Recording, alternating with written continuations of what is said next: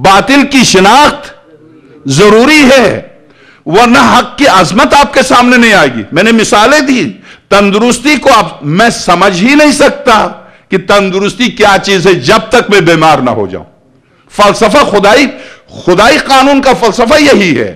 تو اب آپ غور کیجئے مولا کائنات کے یہ جملے کس نے عہد شکنی کی. قرآن سے اس وقت تک تمسک نہیں ہو سکتے جب تک قرآن چھوڑ دینے والوں کو پہچان نہ لو. لہذا اس کو قرآن والوں سے پوچھو، اہل البیت سے دریافت کرو. وہ علم کی زندگی ہیں، جہالت کے لیے موت ہیں. اہل البیت ہی ایسے ہیں کہ ان کے حکم سے تمہیں پتا چلے گا کہ وہ کتنا علم رکھتے ہیں. ان کی خاموشی سے تمہیں معلوم ہوگا وہ کس قدر متین اور جچی تلی گفتگو کرنے والے ہیں. ان کے ظاہر کو دیکھ کر تمہیں ان کے باطن کا اندازہ ہوگا. نہ وہ دین کی مخالفت کرتے ہیں، نہ دین میں ان کے مابین کوئی اختلاف ہوتا ہے. پس گویا دین ان کے درمیان شاہد بھی ہے، صادق بھی، خاموش بھی ہے، گویا بھی.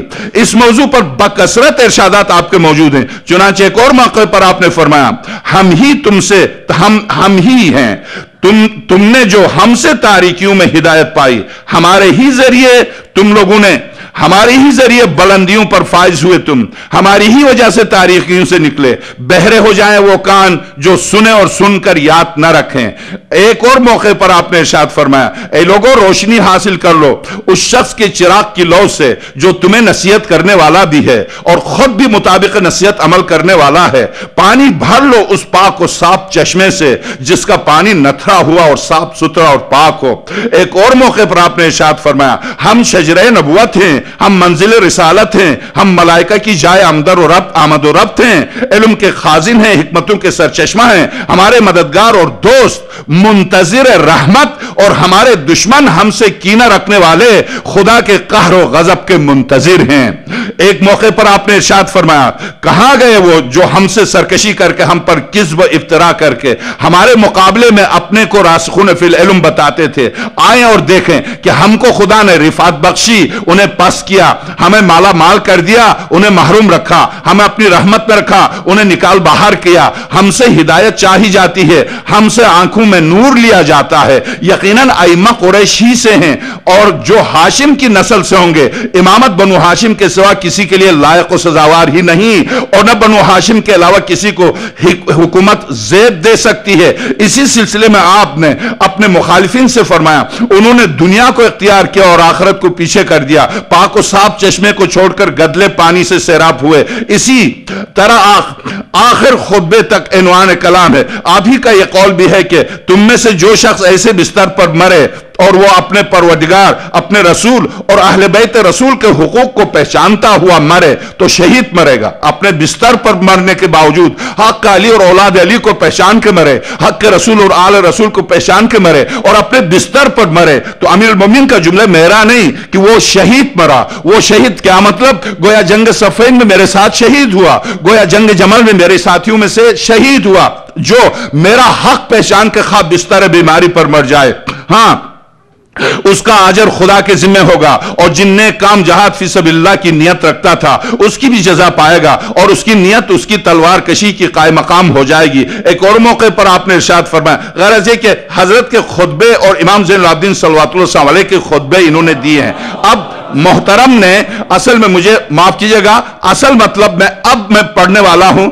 اس خط پر انہوں نے جواب دیا کہ جن اہل البیت کی اتباع موضوع بحث ہے، آپ انہی کی گفتگو کو دلیل کے طور پر پیش کر رہے ہیں جو کہ قابل قبول نہیں ہے. کہہ رہے ہیں یہ خط جب محترم کے پاس پہنچا تو اس خط کا جواب مولا کائنات کے خطبے تھے اور آقا امام زین العابدین صلوات اللہ علیہ کے خطبے تھے.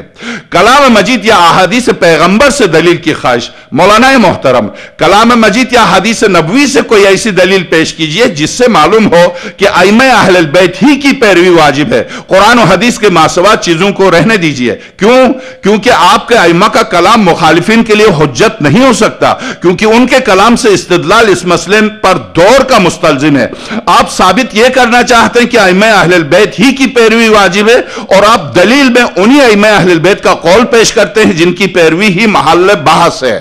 یہ خط ہے और अब इसका जवाब। मुझे इस जवाब में सिर्फ एक रिवायत पर मुझे थोड़ा सा आपका वक्त लेना है। मुझे एहसास है कि कल आपकी जवाब है और मैं मुख्तसर करूंगा इंशाअल्लाह। हमारी तहरीर पर आपने जवाब, सलाम अलैकुम, हमारी तहरीर पर गौर नहीं किया आपने गौर नहीं किया। हमने हदीस से इब्तिदा ही में सबूत पेश कर दिया था, अपने मकतूब में यह लिखते हुए कि बस अइम्मा अहलुल बैत ही की पैरवी हम पर वाजिब है, न कि गैर की। हमने हदीस इशारतन जिक्र कर दी थी। हमने ये लिखा था कि पैगंबर ने इन्हें किताब खुदा के मुकारिन साहिबान अकल के लिए मुक्तदा, नजात का सफीना, उम्मत के लिए अमान करार दिया है। बाबा हित्ता फरमाया, तो मेरी ये इबारत इन्हीं मजामीन की तमाम अहादीस की तरफ इशारा थी जो कि अक्सर बेशतर कुतुब अहादीस में मौजूद हैं। हमने ये भी लिख दिया था कि आप माशाअल्लाह उन लोगों में से हैं जिनके लिए इशारा ही काफी है, तसरीह की जरूरत नहीं। लिहाजा जब हमारे आइम्मा की इताअत और पैरवी के मुतालिक इतनी कसरत से अहादीस मौजूद हैं, तो अब उनके अक़वाल और मुखालिफिन के मुकाबले में बतौर इस्तिदलाल पेश किए जा सकते हैं और किसी तरह दौर लाजिम नहीं आता। हमने अक़वाल पैगंबर की तरफ इब्तिदा में इशारा किया जो था उसकी तरफ आपने तवज्जो नहीं दी। उनकी तफसील भी हम अब किए देते हैं। पैगंबर अकरम ने साफ अल्फाज में इरशाद फरमाया। अब बस इसी पर मुझे चंद मिनट आपके लेने हैं। हदीस सकलैन बांग दोहल ऐलान फरमाया, या अय्युहन नास इन्नी तारिकुन फीकुम सकलैन किताब अल्लाह व इतरती फ़इन तमस्सकतुम बिहिमा लन तज़िल्लु बादी। ऐ लोगो, मैं तुम में ऐसी चीजें छोड़े जाता हूं कि अगर तुम उन्हें इख्तियार किए रहो तो कभी गुमराह न होगे। एक किताब खुदा, दूसरे मेरे अहले बैत। और अब चूंकि अहले सुन्नत की किताब के हवाले से गुफ्तगू करना, तो तिरमिजी की सही तिरमिजी, इमाम नसाई की सही नसाई, और इन दोनों बुजुर्गवारों ने कहां से नकल किया? जाबिर इब्न अब्दुल्ला अंसारी से। और इन दोनों से मुल्ला मुत्तकी ने अपनी किताब कंजुल उम्माल जिल्द अव्वल सफ़ा 44 बाब एहतिसामुल किताब व सुन्नह के शुरू में नकल किया है।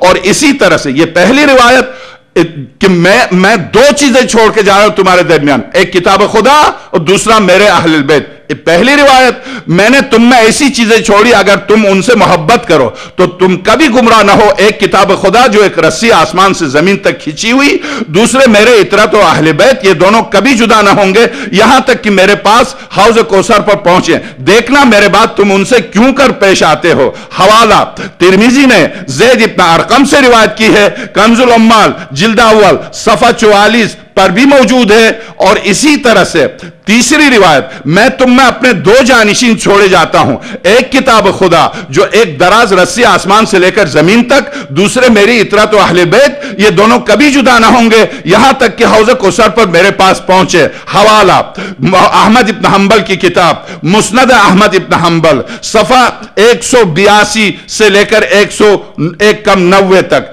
जिल्द पंजुम बिल्कुल आखिर में। तबरानी ने भी मौजम कबीर में ज़ैद इब्न साबित से यही रिवायत नकल की है। और कंजुल उम्माल के मुसन्निफ ने भी जिल्द अव्वल सफ़ा 44 पर यही रिवायत नकल की है। और यह भी आपने फरमाया, 5 यह भी आपने फरमाया कि मैं तुम में दो गिरा कदर चीज छोड़े जा रहा हूं चीजें, किताब खुदा और मेरे अहलुल बैत, ये दोनों कभी जुदा ना होंगे यहां तक कि हौज़ कौसर पर मेरे पास पहुंचे। हवाला इमाम हाकिम मुस्तदरक किताब उनकी जिल्द 3 सफ़ा 148।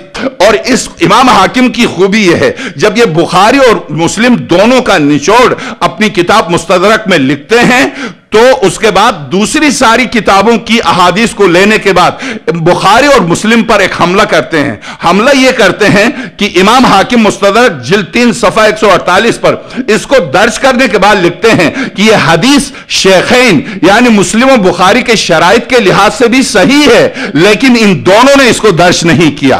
क्यों नहीं किया? इसलिए कि इन दोनों की खूबी यह है कि जहां अहलुल बैत की अजमत आ जाए उसको हटा दो, इसको हटा दो। तो हाकिम ने साफ तौर से, अब अगर अहले सुन्नत की दो ही किताबें होती तो हम उन दो के हवाले से, मगर चूंकि 6 बुनियादी किताबें हैं, सोहाह सित्ता कहते हैं, तो सोहाह सित्ता में से मुस्तदरक हाकिम की किताब जो मुस्तदरक है, जो कह रहा है कि जबकि बुखारी और मुस्लिम के तमाम मेयारों पर यह रिवायत उतरती है, उसके बावजूद इन दोनों ने इस रिवायत को नकल नहीं किया। यह तंज है बुखारी पर और मुस्लिम पर, इनका हाकिम का मुस्तदरक में तंज है कि जब तुम्हारे मेयार पर यह रिवायत उतर रही थी तो तुमने नकल क्यों नहीं किया? यह उन पर तंज है। अब आइए इसी तरह से یہی روایت 40 حوالوں سے یہ روایت آئی ہے، 40 حوالوں سے، اور یہ روایت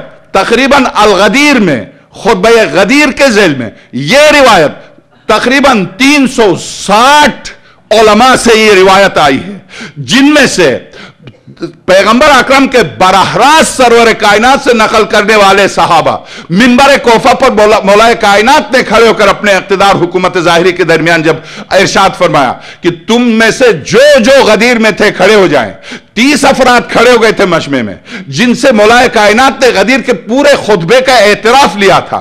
ان میں اس پورے واقعے کو، حیرت کی بات یہ ہے، اس روایت کو ابن حجر مکی، جس نے کتاب ہی مکتبہ اہل البیت کی تردید میں لکھی، جب کتاب لکھی تو یہ روایت دی، اور اس روایت میں ابن حجر مکی نے کہا کہ یہ روایت ہر معیار سے مستند ہے، نہ اس کی سند میں کوئی شک ہے، نہ اس کی دلالت میں کوئی شک ہے۔ تو اب مرجع عالی قدر حضرت آیت اللہ شرف الدین موسوی کہتے ہیں جب اس میں کوئی شک نہیں ہے تو پھر اتباع اہل البیت کی اتباع۔ یہ روایت کیا کہتی ہے کہ میں پیغمبر، ابن حجر مکی کی عجیب تشریح ہے، صرف پریشانی انسان کو یہ ہوتی ہے جب یہ روایت نقل ہوئی ہے تو مقام ارشاد کو مختلف بتایا گیا ہے۔ ابن حجر مکی صواعق محرقہ، مقام ارشاد پیغمبر کی، یہ ارشاد پیغمبر نے کہاں اور کب ارشاد فرمایا اس میں اختلاف ہے، اس کی وجہ سے میں پریشان ہوں۔ پھر اپنی پریشانی کا خود جواب دے رہے ہیں۔ ایک روایت یہ ہے کہ طائف سے واپسی پر آپ نے ارشاد فرمایا، دوسری روایت یہ کہ مقام عرفات میں ارشاد فرمایا، تیسری روایت یہ کہ خانہ کعبہ کے سامنے ارشاد فرمایا، چوتھی روایت یہ ہے کہ آپ نے خطبہ غدیر کے درمیان ارشاد فرمایا، پانچویں روایت یہ ہے کہ آپ نے جنگ خیبر سے پلٹتے ہوئے ارشاد فرمایا، چھویں روایت یہ ہے کہ آپ نے جنگ خندق کے زمانے میں ارشاد فرمایا، ساتویں روایت یہ ہے کہ ہجرت کے بعد آپ نے جب سب اصحاب اکٹھے ہو گئے تھے مدینے میں، اس وقت مدینے میں خطبے کے درمیان ارشاد فرمایا، آٹھویں روایت یہ ہے کہ پیغمبر خدا نے جب آپ نے 40 قریش کے اپنے آیت اتری تھی سورہ مبارکہ شعراء کی یہ آیت، وَأَنذِرْ عَشِيرَتَكَ الْأَقْرَبِينَ، اپنے قریب ترین خاندان والوں کو ڈراؤ، تو اس وقت آپ نے یہ ارشاد فرمایا تھا۔ 9ویں روایت یہ ہے کہ آپ نے رحلت کے وقت ارشاد فرمایا تھا۔ تو یہ اختلاف کی وجہ سے پریشانی ہے۔ اس کے بعد کہتے ہیں، خود ہی جواب دیتے ہیں صواعق محرقہ، اس اختلاف میں پریشان ہونے کے بجائے بلکہ مزید یقین حاصل ہونا چاہیے، اس لیے کہ اس سے یہ پتہ چلتا ہے کہ یہ روایت ایک جگہ نہیں، ہر جگہ ارشاد فرمایا۔ پیغمبر خدا نے ایک دفعہ نہیں بلکہ ہر اہم موقع پر ارشاد فرمایا۔ کیوں؟ اس لیے کہ اس روایت سے اندازہ یہ ہوتا ہے کہ جتنا قرآن اہم ہے اتنا ہی اہل البیت اہم ہے۔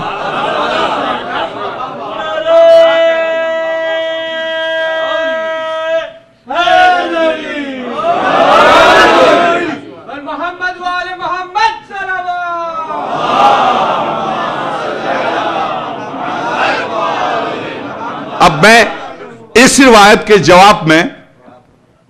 کے جواب میں جو ہمارے محترم مودودی نے لکھا ہے خلافت و ملوکیت، اس روایت کے سلسلے میں اور ان کا ایک گروپ ہے، ابن تیمیہ نے بھی یہی لکھا ہے اور مودودی نے ابن تیمیہ سے لیا ہے۔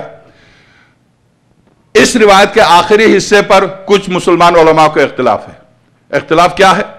اختلاف یہ کہ پیغمبر اکرم صلی اللہ علیہ وآلہ وسلم نے ارشاد فرمایا، انی تارکن فیکم ثقلین، دو گراں بہا چیزیں تمہارے درمیان چھوڑ کے جا رہا ہوں، کتاب اللہ، ایک کتاب خدا، و سنتی، اور دوسری میری سنت۔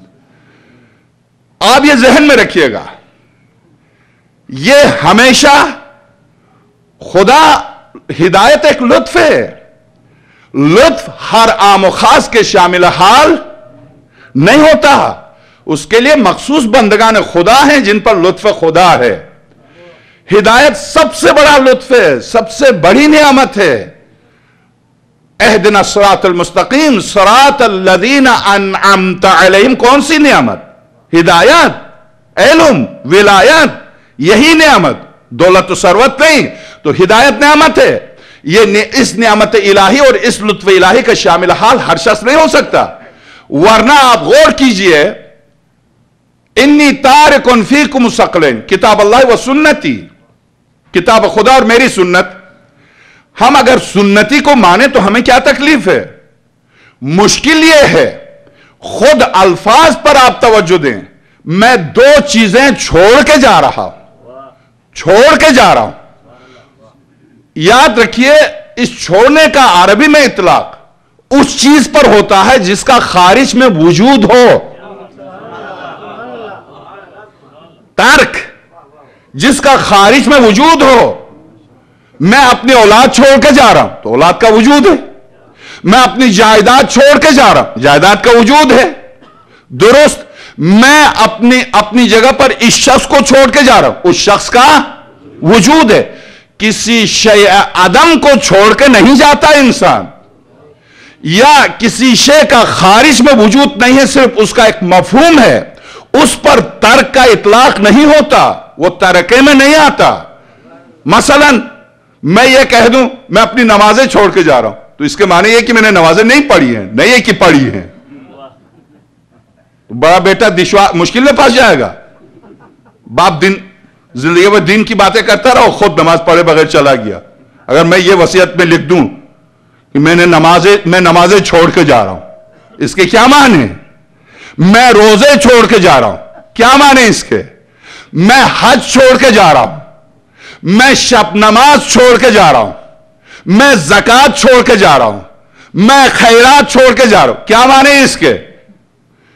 اس کے معنی یہ ہیں کہ ان میں سے کوئی کام میں نے نہیں کیا ہے.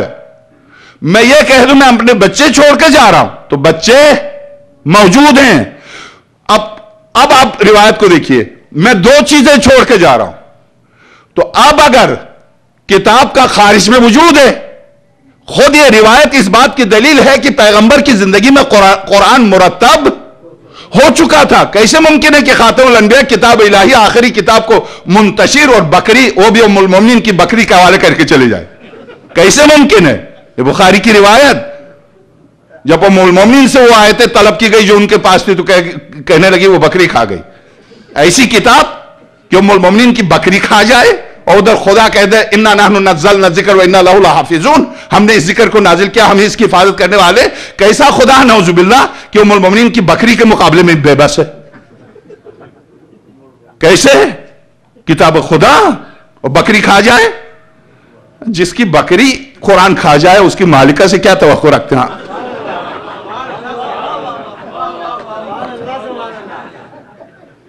واقعا اس نقطے پر توجہ دی، جس کی بکری قرآن کھا جائے.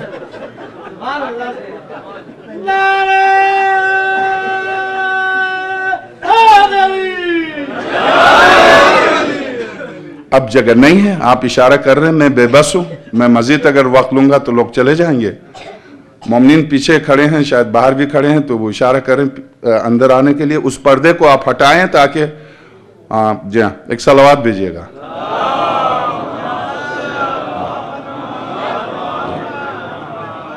ذرا ایک دفعہ آقا امام زمانہ ارواحنا لہ الفدا کا نام لے کے ذرا کھڑے ہو جائے گا، ذرا اٹھ جائے گا. یا حجت اللہ، یا امام زمان. اب آگے بڑھیے، آگے بڑھیے گا، آگے بڑھیے گا.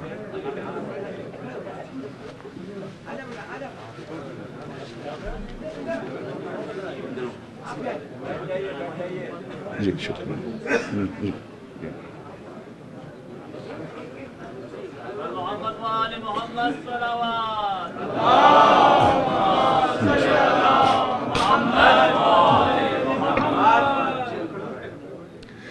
انی تارکن فیکم ثقلین کتاب اللہ و عطرتی. میں دو چیزیں چھوڑ کے جا رہا ہوں. ایک جگہ نہیں، ابن حجر مکی کے مطابق کم سے کم 50 مقامات پر سرور کائنات نے ارشاد فرمایا میں دو چیزیں چھوڑ کے جا رہا ہوں، کتاب خدا اور میری عطرت. اور 50 کے قریب علماء وہابی کہتے نہیں اہل البیت نے عطرتی نہیں ہے، وہاں سنتی ہے. تو آئیے پہلی بات، آئے مباہلہ میں بھی یہی کیا. آئے مباہلہ میں یہ چونکہ ظاہر ہے وہ جانتے فخر الدین رازی جیسا تفسیر کبیر کا عظیم ترین عالم، وہ فلسفی اور وہ منطقی جو اپنے شاگردوں کو بلا کے ہاؤس میں پانی بھرا ہوا उनसे कहे पानी में हाथ रखो, हाथ रखा, कहते पानी है, कहा है यह तर हाथ तरे, हमारे हाथ पानी में। मैं अभी मंतिक के जरिए साबित करता हूं पानी नहीं है। सारे तलबा पानी हाथ में,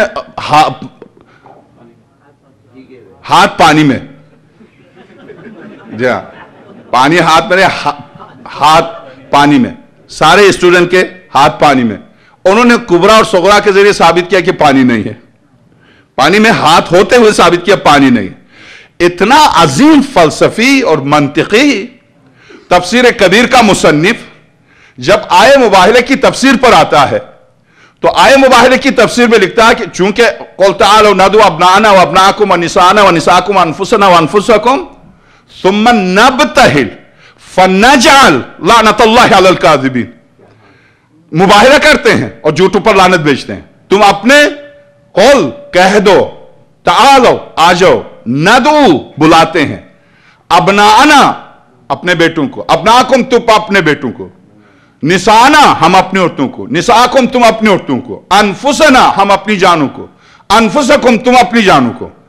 तो ज़मख़शरी ने अपनी तफसीर कश्शाफ में लिखा क्या यहां अनफुस से मुराद खुद अपनी जात है। उसके बाद कहा कि नहीं परेशानी है, यह कहना मुश्किल है। क्यों मुश्किल है? इसलिए कि खुद लफ्ज दावत जो है उसके अंदर मुगायरत है। क्या मतलब? यानी मैं दावत दूं आपको, कल आप आ जाइए, और मैं ये कह दूं कल आप आ जाइए, मैं भी आ जाता हूं, तो बात सही। मैं आपको दावत देता हूं कल आप आ जाइए, और मैं अपने आप को भी दावत देता हूं। क्या यह हो सकता है? नहीं हो सकता। दावत के लफ्ज में मुगायरत है। क्या मतलब? दावत हमेशा गैर को दी जाती है, न कि अपने आप को। दावत देने वाला और होता है, जिसको दावत दी जाती है वो और होता है। तो तफसीर कबीर के मुसन्निफ यहां आकर फंस गए, कहा कि हम मजबूर हैं यह समझने पर दावत यहां दी गई है गैर को। वो गैर कौन है? जो नफ्स रसूल है। रसूल ने दावत दी है, यह नामुमकिन है कि नफ्स से मुराद रसूल हो, चूंकि दावत के लफ्ज में मुगायरत शर्त है।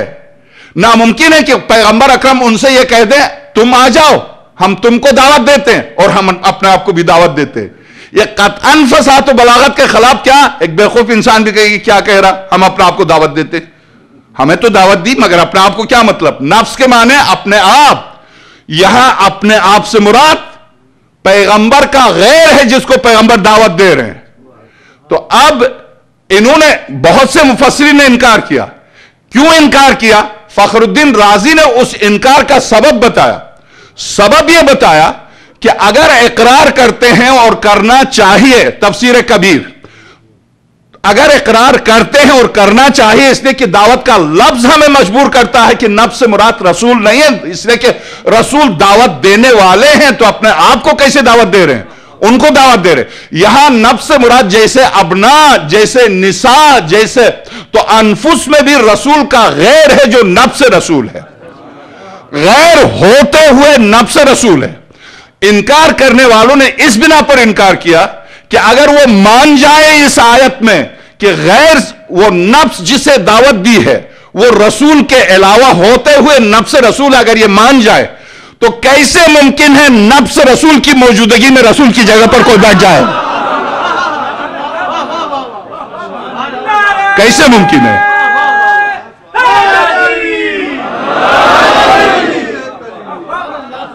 कुरान जिसे नफ्स रसूल कहे, इसका मतलब रसूल, नफ्स रसूल मौजूद है। यही तो मेरे आका इमाम हसन मुश्तबा ने फरमाया जब हजरत अबू बकर मिंबर पर बैठे हुए थे, देखा, उतर जा, तू अपने बाप के मिंबर पर बैठ जा, ये मेरे बाप का है। मासूम, सही मुस्लिम, पहली जिल्द, हाशिया, हसन, इमाम हसन की सीरत में, हसन वो कान युतालिल महफूज वहुव फी महदी उम्मी, सही मुस्लिम। हसन 2 साल के गोद मादर में थे, मगर लौह महफूज का मुताला करते थे। صحیح مسلم. تو جو بچہ رسالت گود مادر میں لوح محفوظ کا مطالعہ کرتا ہو، اس کی موجودگی میں اس کے غیر کو تم نے کیسے ترجیح دی؟ اس کے غیر سے کیوں روایت لی؟ امام حسن مجتبی جو گود مادر میں لوح محفوظ کا مطالعہ کرتا، اس سے کتنی روایتیں لی؟ کیا حسن مجتبی ابو ہریرہ کے برابر بھی نہیں؟ تو ابو ہریرہ کا دین تمہیں مبارک ہو، حسن مجتبی کا دین ہمیں مبارک ہو. تو اب روایت، اب آئے پھر روایت، انی تارک فیکم ندعو، ہم بلاتے ہیں ابنانا، اپنے بیٹوں کو، تم اپنے بیٹوں کو، ہم اپنی عورتوں کو، تم اپنے عورتوں کو، ہم اپنے نفسوں کو، تم اپنے نفسوں کو. لفظ ندعو مغایرت کا شرط ہے اس میں، یعنی دعوت دینے والا اور ہے، جسے دعوت دی جاتی ہے وہ اور ہے. باتیں ہو گئی. تارکن، میں چھوڑ کے جا رہا ہوں، یہ لفظ خود اس بات کی دلیل ہے کہ جسے چھوڑ کے جا رہے ہیں اس کا، جس طرح سے قرآن اگر موجود ہے اور اسے چھوڑ کے جا رہے ہیں، تو دوسری چیز جسے چھوڑ کے جا رہے ہیں یقیناً وہ بھی خارج میں موجود ہے. تو اگر آپ کہتے ہیں سنت بھی تو خارج میں موجود ہے، تو میں آپ سے پوچھتا ہوں سنت کس چیز کا نام ہے؟ نماز رسول، روزے رسول، حج رسول، جہاد رسول، امر بالمعروف رسول، نہی عن المنکر رسول، رسول کا افعال و اقوال.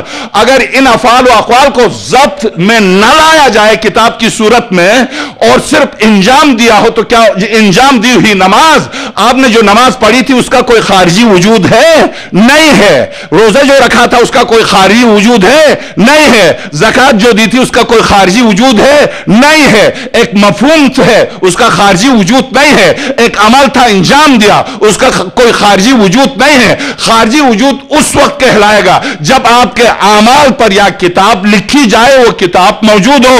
تو میں آپ سے پوچھتا ہوں کہ جس طرح سے قرآن موجود تھا، تو اگر سنتی ہے تو پھر تو خلفاء نے بہت زیادہ جرم کیا ہے اسلام پر. اس لیے کہ اگر وہ پیغمبر جو کتاب موجود تھی امانت کے طور پر دے کے جا رہے ہیں، تو یقیناً سنت بھی آپ نے لکھوائی ہوگی جس کو چرایا ہے. پھر وہ کتابی صورت میں وہ بھی ہوگی.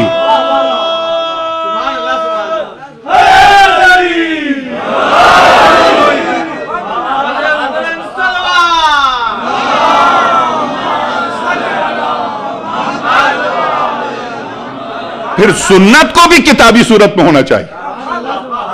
قرآن کی طرح سنت کو کتابی صورت میں ہونا چاہیے. جب پیغمبر کہہ رہے ہیں میں چھوڑ کے جا رہا ہوں، تو قرآن تو ہاتھ میں ہے مسلمانوں کا، سنت کہاں ہے؟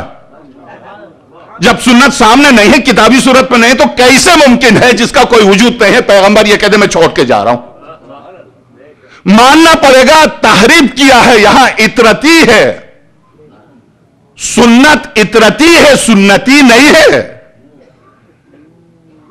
اب اس کا جواب، یہ جو سوال کیا واقعا جو جواب ہے وہ اس قدر لذیذ ہے کہ میں 2 گھنٹے اگر محترم کا جواب پڑھتا جاؤں تو آپ واقعا نعرے پر نعرے لگائیں گے. مگر وہ مجلس کل انشاءاللہ، چونکہ وقت ہو گیا، آپ کا وقت میں ضائع نہیں کرنا چاہتا ہوں. تو میں آپ سے عرض کروں کہ واقعا یعنی اطرتی، آخر اطرت سے کیوں دشمنی ہے؟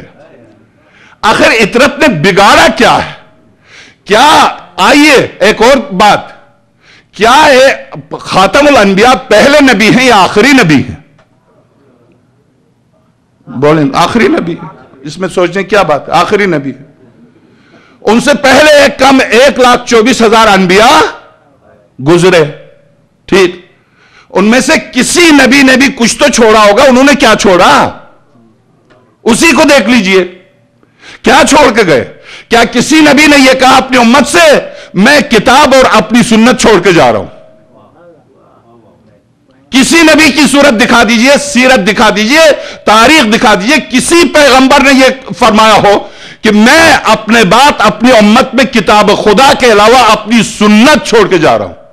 یا یہ کہا کتاب خدا کے بعد میں اپنا نائب چھوڑ کے جا رہا ہوں؟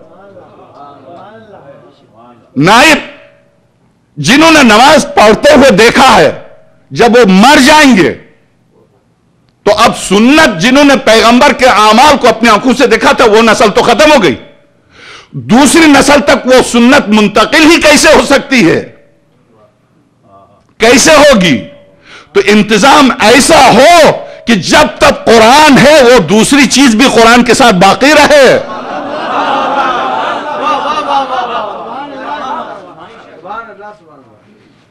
قرآن کے ساتھ باقی رہے. وہ صرف پیغمبر کی اطاعت ہے, صرف پیغمبر اکرم کی. اگر سنتی تھا تو پیغمبر میرے پاس مناظرے کے لیے آتے تھے, یہ تبلیغی جماعت, یہاں کی تبلیغی جماعت. ابھی گزشتہ اس ہفتے کو تو نہیں, گزشتہ ہفتے کو آئے, کہنے لگے کہ آپ عیسیٰ کو مانتے ہیں؟ میں نے کہا الحمدللہ آپ سے بہتر مانتا ہوں, یہ میں ثابت کر سکتا ہوں. کہا کیسے؟ قرآن لے کے آیا, میں فوراً سورہ آل عمران پڑھ لیجئے انگلش میں. قرآن جس عیسیٰ کو پیش کر رہا میں اس کو مانتا ہوں, بائبل جس عیسیٰ کو پیش کر رہی میں اس کو نہیں مانتا. کیوں؟ جیسے کہ بائبل نے جو اہانت و توہین کی ہے, قرآن اس سے پاک کرتا حضرت عیسیٰ کو, قرآن اس سے بلند قرار دیتا حضرت عیسیٰ کو.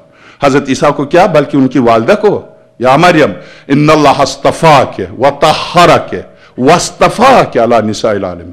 قرآن کی آیت دکھائی, دیکھتا رہا. تم پڑھے لکھے ہو, شکر خدا کا ان پڑھ نہیں ہوں, جاہل. امام پنجم کا یہ جواب ہے اس سے, عیسائی پادری سے, شکر خدا کا میں ان پڑھ نہیں ہوں. مذہبی طور پر یہی کاروبار جو آپ کر رہے ہیں اتفاق سے میں بھی کر رہا ہوں. تو کہہ لیں کیا کاروبار؟ یہ جو کاروبار لے کر آپ میرے دروازے پر آئے یہی میں بھی کر رہا ہوں. تو خیر, تو حضرت عیسیٰ پر بحث ہوئی. میں نے کہا حضرت عیسیٰ پیغمبر ہیں, اولوالعزم نبی ہیں, بہت بڑے نبی ہیں, صاحب کتاب ہیں, عظیم کتاب ہے, مگر وہ کتاب اتفاق سے آپ کے پاس نہیں ہے. کہنے لگے کیوں؟ ہمارے پاس انجیل ہے. یہ انجیل وہ کتاب نہیں ہے. دلیل یہ کہ اس وقت کتنی انجیلیں ہیں آپ کے پاس, پتہ آپ کو؟ کہنے لگے ہاں بہت. تو آسمان سے جو حضرت عیسیٰ پر آئی تھی وہ تو ایک تھی. یہ 70 انجیلیں کہاں سے آ گئی ہیں؟ اصل نسخے 70 ہیں. جو ان کی شرح لکھی جا رہی ہو تو ہزاروں کی تعداد میں. اصل نسخے جو بنیادی, آپ کیتھولک کی انجیل اٹھا کے دیکھیے, وہ نہیں مانتے پروٹسٹنٹ کی انجیل کو, انجیل ہی نہیں مانتے. اسی طرح سے آرتھوڈاکس کی انجیل کو دیکھیے, وہ نہیں مانتے کیتھولک کو, بلکہ کیتھولک کے بارے میں ان کا عقیدہ ہے کہ جیسے ہی مر جائیں گے دفن ہوں گے گدھے میں تبدیل ہو جائیں گے. خیر مجھے اس سے کوئی غرض نہیں ہو, گدھے میں تبدیل ہو یا بندر میں, اس سے کوئی فرق نہیں پڑتا, وہ جانے خدا جانے. مگر سوال یہ ہے کہ وہ انجیل, وہ جو خدا سے حضرت عیسیٰ پر اتری تھی وہ ایک تھی. پیغمبر خدا اگر سنتی ہے, اس وصیت نامے میں سنتی ہے, تو پیغمبر کی سنت یہی نماز ہے, یہی روزہ ہے, یہی حج ہے, یہی زکوٰۃ ہے, یہی جہاد, یہی امر بالمعروف نہی عن المنکر ہے. پیغمبر خدا نے یقیناً یا ہاتھ کھول کے نماز پڑھی ہوگی یا ہاتھ باندھ کے. آپ متفق کیوں نہیں ہیں سنت پر؟ سنت تو ایک ہی ہوگی. آپ کا اختلاف خود اس بات کی دلیل ہے کہ سنتی کا یہ ارشاد ہو ہی نہیں سکتا, اس لیے کہ سنتی میں اختلاف ہے.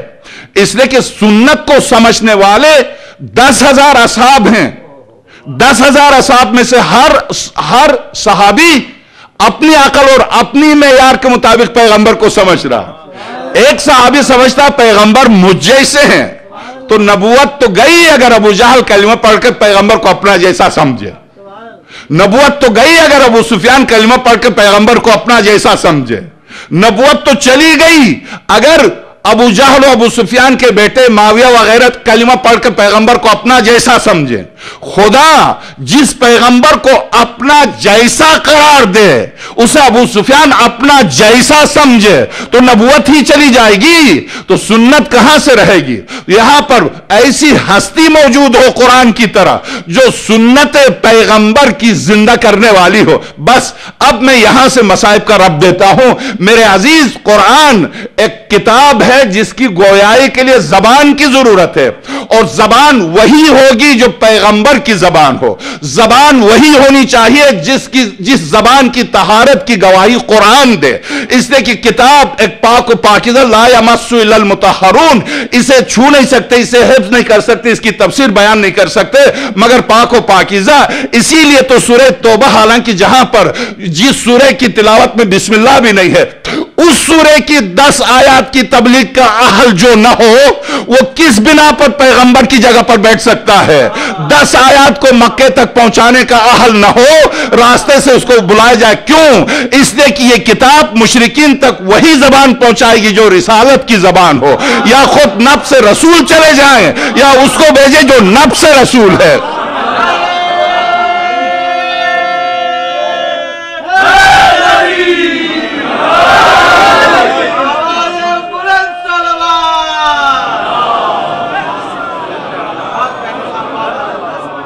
इतरती इन्नी तारिकुन फीकुम सकलैन किताब अल्लाह व इतरती। मैं 2 चीजें छोड़ के जा रहा हूं, एक किताब खुदा, एक मेरी इतरत। आए कोई मैदान में, इस्लाम जब दरवाजे पर आकर आवाज दे तो आए ना मदद करने के लिए। आए कोई मैदान में, जब इस्लाम यह कह दे मेरा जिस्म टूट चुका है, मेरी कमर तोड़ दी गई मेरे जवारे टूटे हुए हैं, है कोई मेरे जिस्म में खून डाले? तो यहां सिर्फ इतरत है अपनी जिम्मेदारी को लेकर आगे बढ़ती है। इतरत है जो आका हुसैन के जुमले को शायर, अरबी शायर ने अपने अशार में जिक्र किया। जब इस्लाम नातवा था और अब चलने के काबिल न रहा, तो तलाश कर रहा था किसी ऐसे को जो उसके नातवा जिस्म में खून डाले और उसे जान दे। तलाश करता हुआ हुसैन के दरवाजे पर पहुंचा। है ऐ हुसैन, ऐ गर्दने इस्लाम, गर्दने दीन, यानी पैगंबर अकरम दीन है। सूरह वाक़या हशर, माताकुम रसूल फखुज़ू, जो रसूल दे ले लो, वो दीन है। वमा नहाकुम अन्हु फंतहू, जिस चीज से रसूल रोके वही रुक जाना। क्यों? रसूल दीन है। रसूल का बोलना, उठना, गुफ्तगू दीन है, रसूल दीन है। ऐ सरवर कायनात की गर्दन पर सवार होकर पलने वाले हुसैन, मैं नातवा हूं। ऐ इस्लाम तू क्यों नातवा है? मेरा जवान अकबर हाजिर है, मेरा मासूम असगर हाजिर है। आज मुझे उन मासूम बच्चों पर गुफ्तगू करनी है जिनके बारे में रिवायत में मफाती में देखिएगा, अगर किसी की औलाद नरीना पैदा होकर नहीं बचती हो, बेटा होकर नहीं बचता हो, या बेटा न होता हो, वो नजर माने। क्या परवरदिगार तुझे मुस्लिम नाकिल के यतीम बच्चों का वास्ता, मुझे बेटा दे दे, मैं मुस्लिम नाकिल के यतीम बच्चों के नामों में से नाम रखूंगा। खुदा उसको बेटे से नवाजेगा। क्यों? क्योंकि 5 बेटे थे, 5 के 5 काम आए थे। कोई बेटा हजरत मुस्लिम नाकिल का बचा नहीं था। 5 बेटे, 3 करबला में, 2 कोफे में शहीद हो गए। हजरत मुस्लिम नाकिल के 2 मासूम बच्चे, और यकीनन मर्शे भी इसी पर हुआ है। मैं इन 2 बच्चे, याद रखिए, दुरुस्त है कि मशहूर है बाबुल हवाज आका अबुल फजल अब्बास हैं, दुरुस्त है, मशहूर है अइम्मा अलैहिमुस्सलाम में बाबुल हवाज आका इमाम मूसा काजिम है। मगर क्या इसके माने ये हैं कि सिर्फ इमाम मूसा काजिम सलामुल्लाह अलैहि हैं? इमाम सादिक मेरी आपकी मुश्किल हल नहीं करते? आका इमाम ज़माना मेरी आपकी मुश्किल हल नहीं करते? क्यों नहीं करते? क्यों नहीं करते? मगर सबसे ज्यादा जो जेल में रहा, जो इमाम जिसने सबसे ज्यादा सख्तियां बर्दाश्त की, उनका एक एक लम्हा हल्लाल मुश्किलात है। इस बिना पर उनका लक़ब ही बाबुल हवाज है। वरना आप किसी शहीद को पुकारिए, और खास तौर से हजरत मुस्लिम नाकील के आप यतीम बच्चों को आप पुकारें, आप देखें, आप अपनी मुश्किल में ये रोने और रुलाने का जो फलसफा है, ये सिर्फ आखिरत और कब्र का नहीं है। चूंकि आंसुओं के बीच में लुत्फ करम, वो लतीफ, जब बंदे की आंखों में आंसू देखता है तो अर्श इलाही कांपने लगता है। परवरदिगार, ये तेरा बंदा जो रो रहा है, और जाहिर है हम रहमत इलाही के खरबों हिस्सों में से, ट्रिलियनर हिस्सों में से एक हिस्सा है मेरे आपके पास रहमत का, जिसकी वजह से अगर किसी बच्चे की आंखों में आंसू देखते हैं तो हम किस कदर तड़पते हैं। जब जरा सी रहमत हमें तड़पाती है अंदर से, वो अरहमुर राहिमीन जब आंखों में आंसू देखे तो कैसे अर्श इलाही नहीं तड़पेगा। तो इस बिना पर आप आंसुओं के बीच में अपनी परेशानी पेश कीजिए और कहिए, खुदा इन यतीम बच्चों का वास्ता है जिन्होंने नन्हे से हाथों को बुलंद करके कहा था, परवरदिगार हम यतीम हैं, हमारा बाप मारा गया है, माँ इस वक्त यहां नहीं, हमारी माँ हमारा इंतजार कर रही है, हमारे माबूद हमारी इस दुआ को कबूल कीजिए। हजरत मुस्लिम नकील इब्राहिम और मोहम्मद दो नूर नजर थे जिनकी अक्सर रिवायात में उम्र क्या लिखी है, बस साहिबान उम्र, साहिबान ईमान खुद उम्र को सुनकर आप तड़प जाएंगे। इन दोनों की उम्र क्या थी? एक इब्राहिम की उम्र 7 साल की और मोहम्मद की उम्र 8 साल की थी। अब आप गौर कीजिए, 7 साल और 8 साल के मासूम बच्चे 1 साल तक जिंदान कोफा में रहे, 1 साल तक जिंदान कोफा में रहे।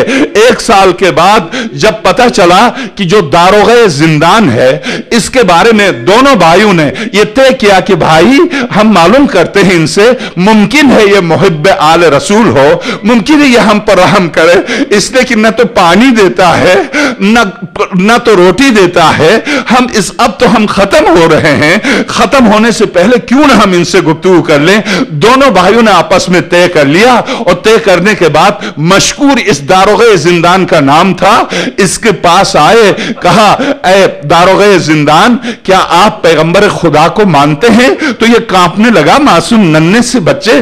कहा, बच्चों साल हो गया तुमने मुझसे कोई बात नहीं की, आज मुझसे ऐसा सवाल कर रहे हो जैसे मैं मुसलमान ही नहीं हूं। तो कहा, क्या आप मुसलमान हैं? हाँ अल्हम्दुलिल्लाह मैं मुसलमान हूं, मैं पैगंबर खुदा को जानता हूं और मानता हूं। क्या आप अली को मानते हैं? कहा, हाँ अली मेरे मौला हैं, मैं कोफे में उनके पीछे नमाज पढ़ता था। तो बस जब यहां तक बात आई तो बड़े भाई ने कहा कि ऐ दारोगे जिंदान, हम इतरत रसूल हैं, हम आले रसूल हैं, आप किसके बेटे हैं? हम मुस्लिम नकील के बेटे हैं। यह सुनना था। वो तड़प के कदमों पर गिरा और कदमों पर गिर के उसने हाथ जोड़ के कहा, खुदा के वास्ते, खुदा के वास्ते शहजादी जहरा के सामने मेरी शिकायत न करना, मुझे नहीं पता था, मुझे नहीं पता था। दर जिंदान खोला, जिंदान खोल के कहा, मासूम बच्चों तुम मेरे घर चलो। अपने घर लेकर आया, अपने घर लेकर आया, लिबास तब्दील कराया, खाना खिलाया।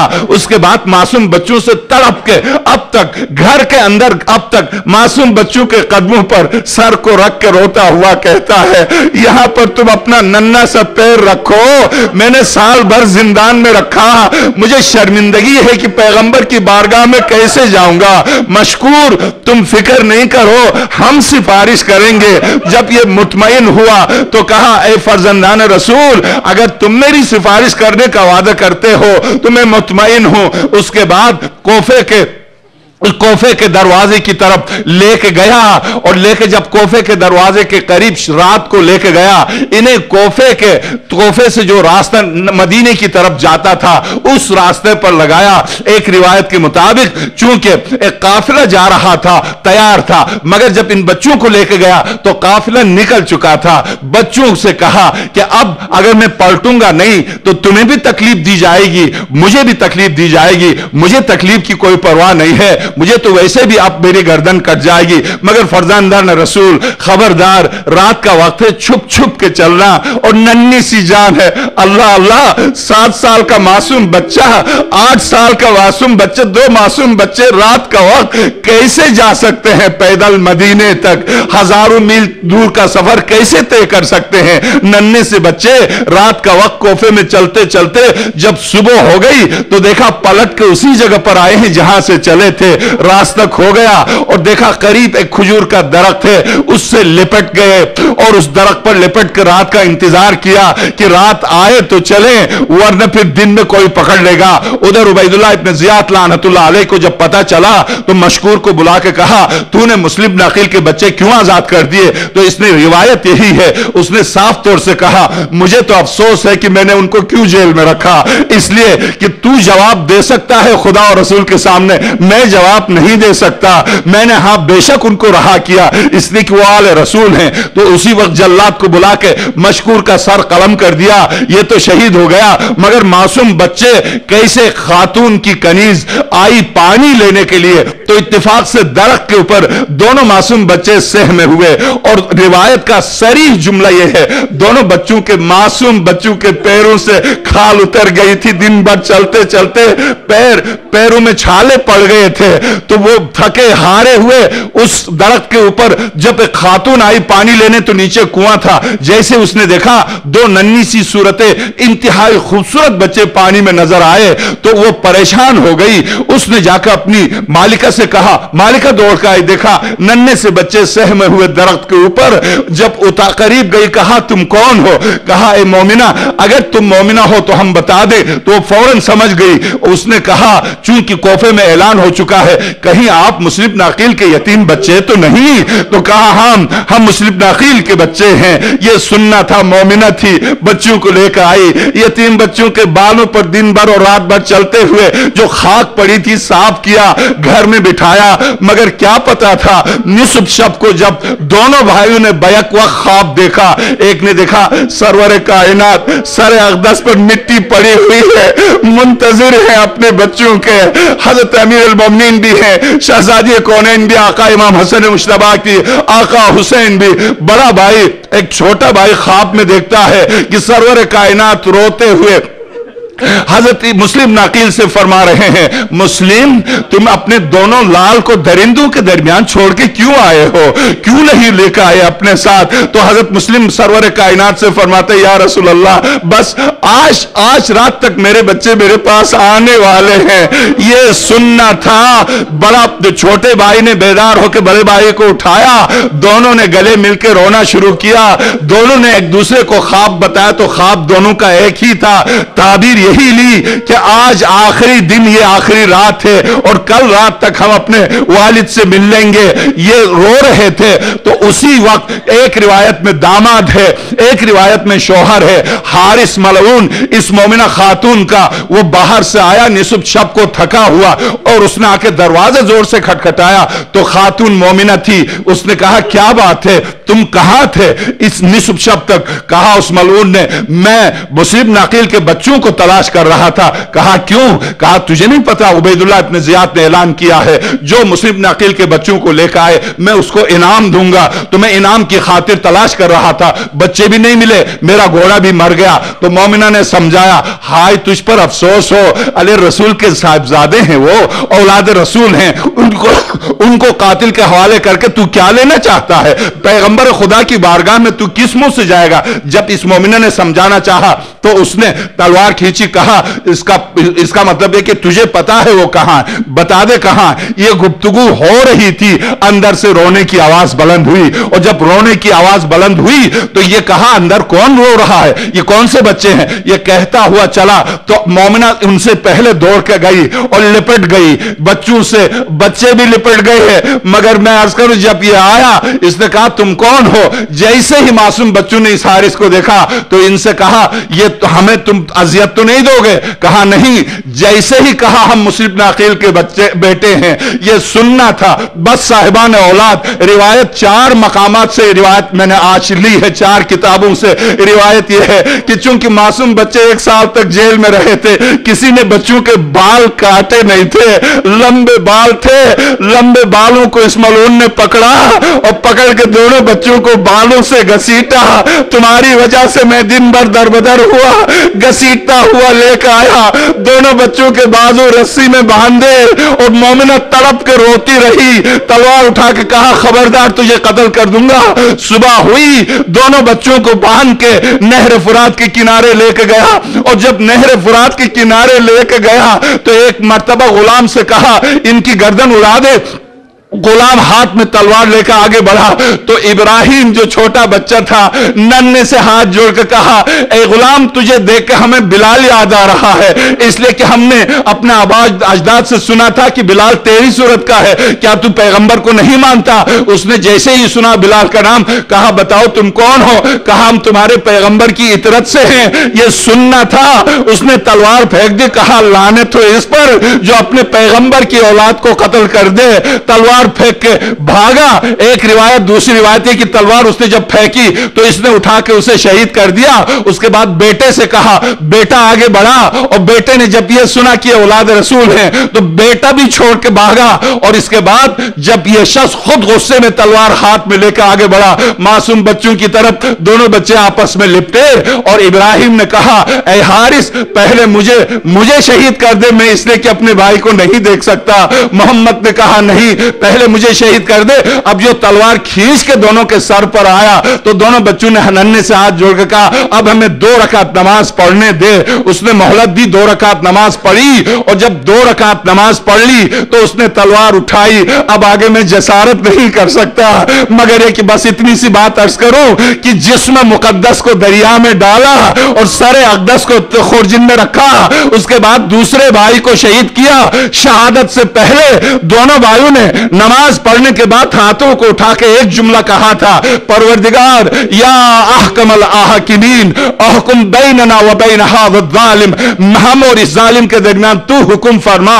یہ بددعا دی، دونوں معصوم بچوں نے شہید ہو گئے۔ دونوں کے سرہائے مقدس کو لے کے جب عبید اللہ ابن زیاد کے پاس آیا تو عجیب ہے، اسی سے آپ اندازہ کر لیجئے جب دونوں بچوں کے سروں کو جب سامنے رکھا تو اس ظالم و ستمگر، وہ فاسق و فاجر، وہ دنیا کا کینہ پرور شخص، اس نے جب ننھی سی صورتیں دیکھی تو روایت کہتی ہے 3 دفعہ اٹھا، 3 دفعہ زمین پر بیٹھا، کہا اے ظالم کیا تجھ میں رحم نہیں تھی؟ کیا ان معصوم بچوں نے تجھ سے کچھ نہیں کہا؟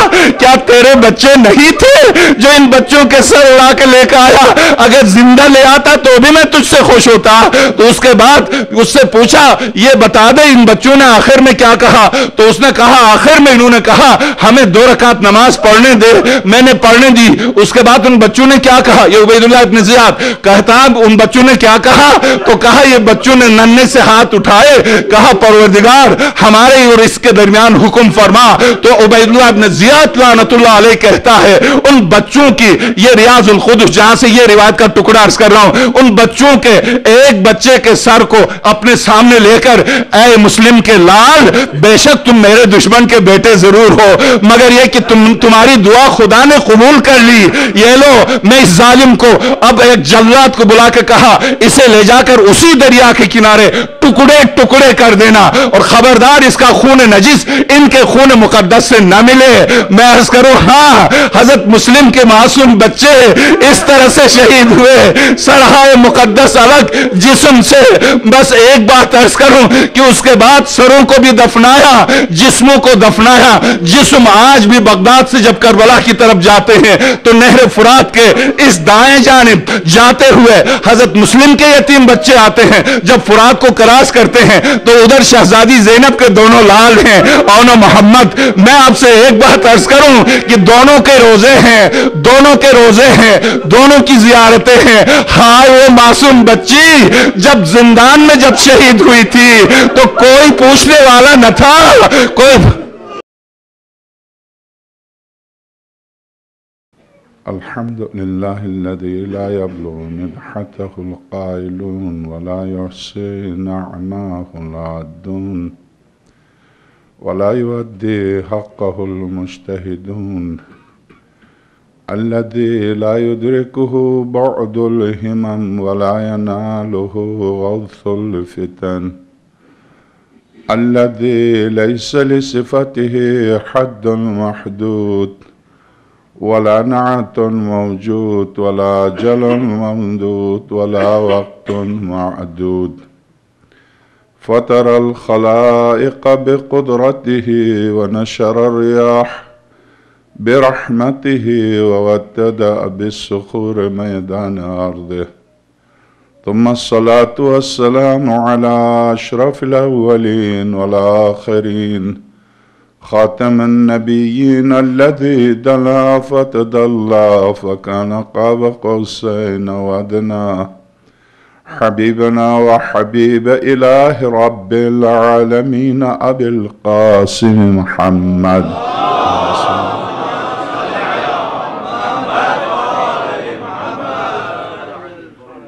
وعلى آله الأطيبين الأطهرين الغر الميامين المحجلين الذين أذهب الله عنهم الرجس وطهرهم تطهيرا.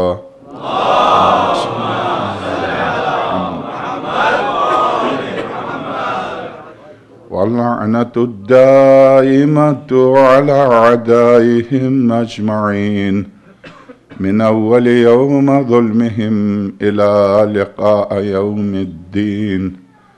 وبعد فقد قال الحكيم في محكم كتابه العظيم ومبرم خطابه الكريم قوله الحق وهو أصدق القائلين. بسم الله الرحمن الرحيم. يا أيها الذين آمنوا كونوا مع الصادقين. صلوات.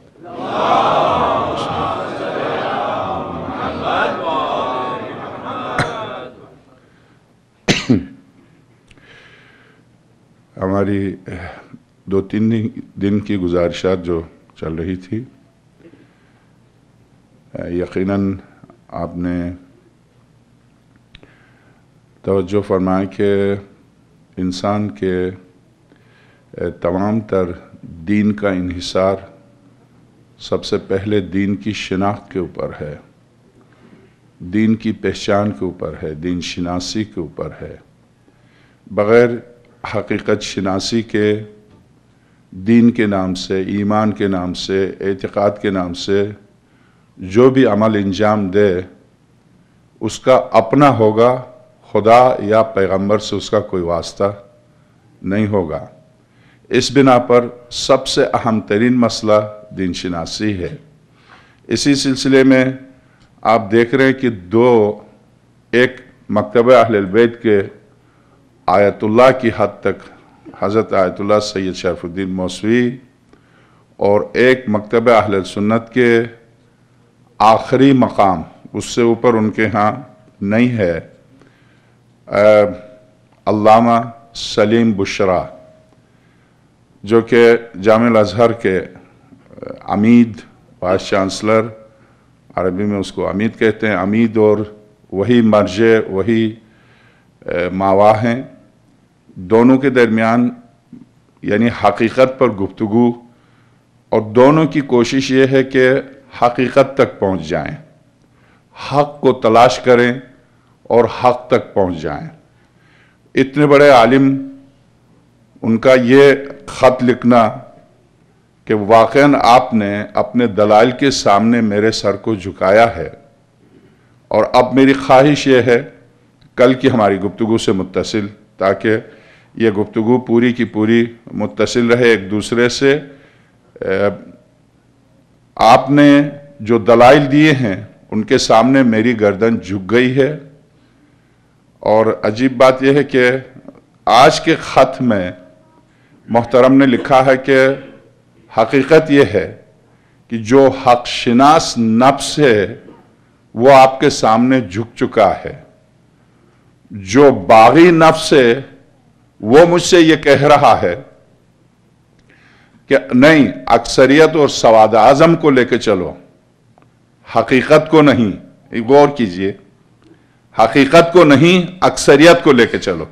بلکہ میں کتاب سے ان کے جملے پڑھ دوں تاکہ سننے والے، چونکہ اصل میں کتاب کے حوالے سے گفتگو میں مجھے تسلی اور آپ کو تسلی کے علاوہ یہ گفتگو صرف آپ نہیں سن رہے ہیں، یعنی آج جدید دور نے اس گفتگو کو ایک عالمی بنایا، جہاں بھی خطابت کرنے والے ہمارے خطبہ خطابت کر رہے ہیں، اور یقیناً آپ جاتے ہیں انٹرنیٹ پر سنتے ہیں، اسی طرح سے یہ گفتگو بھی جا رہی ہے، پوری دنیا سن رہی ہے۔ تو بلا حوالہ گفتگو سے یہ ہوتا ہے کہ سننے والا جب آپس میں دو باہر نکل کے گفتگو کرتے ہیں، دیکھا آپ نے، دوسرا کہہ سکتا ہے جی ہاں، کہنے کو تو ہمارے علماء بھی کہتے ہیں مگر یہ کہ کیا بنیاد ہے، کیا اساس ہے، بس کہہ دیا تھا۔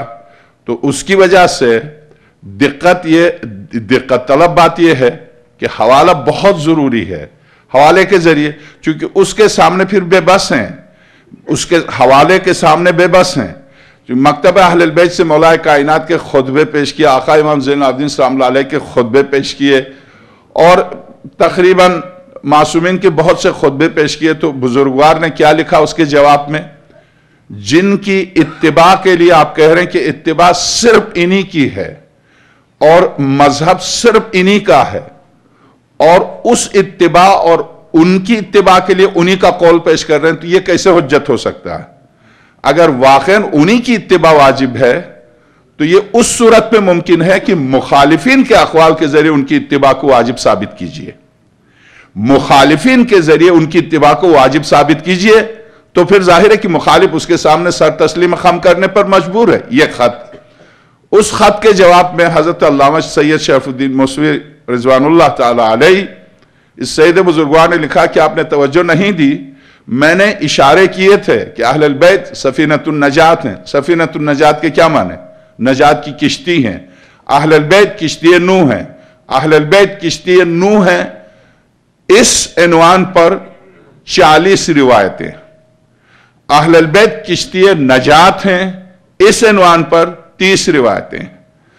اہل البیت کشتی ہیں، من رکبہا نجا ومن تخلف عنہا غرق۔ اہل البیت کشتی طوفان تلاطم ہیں زندگی کے، کہ اس طوفان تلاطم میں جو شخص اس کشتی میں سوار ہوا صرف وہی نجات پایا۔ اس عنوان پر، یعنی بغیر حضرت نوح کی کشتی کے، بغیر اشارے کے صرف اہل البیت کو کشتی قرار دیا ہے۔ اس عنوان، جیسا کہ آپ پڑھتے ہیں زیارت حضرت سید الشہداء سلام اللہ علیہ میں، زیارت رجبیہ میں، زیارت شعبانیہ میں، اور اسی طرح سے زیارت عاشور میں، یا سفینۃ النجات، اے سفینہ نجات، اے کشتی نجات، آقا ابا عبداللہ الحسین۔ درست، سفینہ کشتی سے کیا مراد ہے؟ کیوں کشتی ہیں؟ اور کشتی نوح کے نام سے اہل سنت کی کتابوں میں پیغمبر خدا نے اہل البیت کو کشتی نوح سے تعبیر کیا۔ کشتی نوح سے کیوں تعبیر کیا؟ کشتی کی کیا خوبی ہے؟ کشتی نوح چونکہ خاص طور سے حضرت نوح کا نام لے کے کشتی نوح اہل البیت کو قرار دینے کی وجہ کیا ہے؟ ظاہر ہے کہ جب طوفان آیا تھا تو جو کشتی میں سوار تھے وہی بچے تھے، جو رہ گئے تھے وہ غرق ہو گئے تھے۔ ساری تاریخ ہے، تو اس کا سنی شیعہ سے کوئی ربط نہیں ہے، یہ تاریخ سب جانتے ہیں۔ تو کشتی نوح سے تشبیہ دینے کے معنی یہ، جو اہل البیت، اب ظاہر ہے کوئی کشتی تو نہیں جس پر سوار، یہ احکام دین ہے۔ ان احکام دین کے سلسلے میں 2 مکاتب چلے آ رہے ہیں، ایک مکتب اہل البیت ہے، ایک مکتب دوسرا ہے۔ تو دوسرے مکتب کے نظریات کو قبول کرنا یعنی اس مکتب کی کشتی میں سوار ہونا، مکتب اہل البیت کے ارشادات پر عمل کرنا یعنی کشتی اہل البیت میں سوار ہونا۔ اس کے سوا اور کیا تعبیر ہو سکتی ہے؟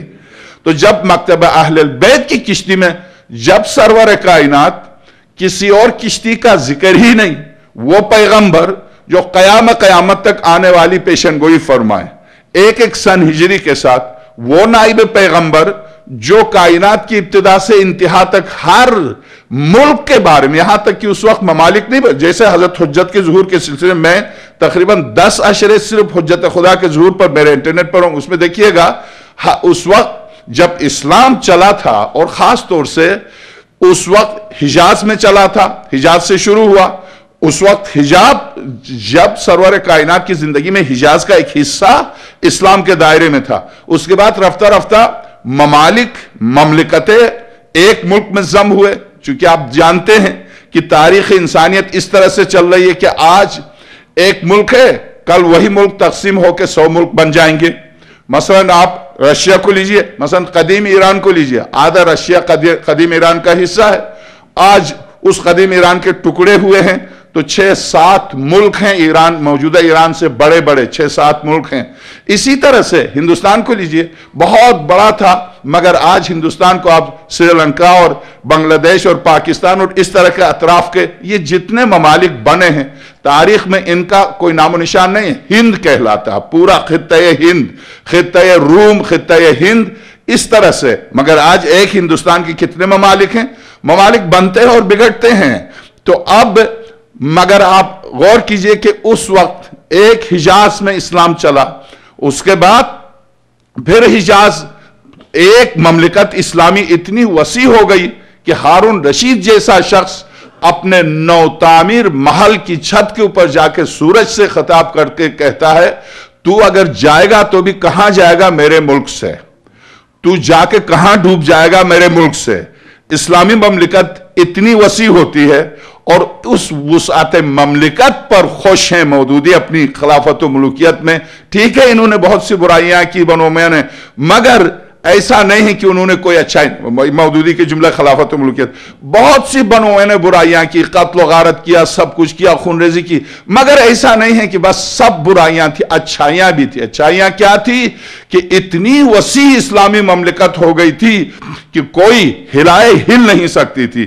یعنی وسعت مملکت پیش نظر ہے مودودی اور مودودی جیسوں کے، اسلام اور دین اور تقدس اسلام پیش نظر نہیں ہے. اس وسعت مملکت سے آپ کو ملا کیا؟ یعنی اس سے اسلام کو کیا ملا؟ آج تاریخ اسلام کو کس طرح سے پہچانتی ہے، یورپین اسلام کے بارے میں کیا رائے رکھتے ہیں، یہ ایک طرف ہے، اس پر ہم انشاءاللہ رفتہ رفتہ ان کے حوالے سے گفتگو کریں گے. مگر آپ غور کیجئے کہ اس ممالک بہت مختلف تھے، مگر بعد میں یہ ممالک ضم ہو کے پھر ایک ملک بنا. یعنی ادھر روم سے لے کر ترکیہ سے لے کر ادھر ایران اور ادھر رشیا سے لے کر ادھر سندھ سے لے کے ملتان سے لے کے ادھر افریقہ تک، سوڈان تک، یہ سب ایک ملک مملکت اسلامی ہوا.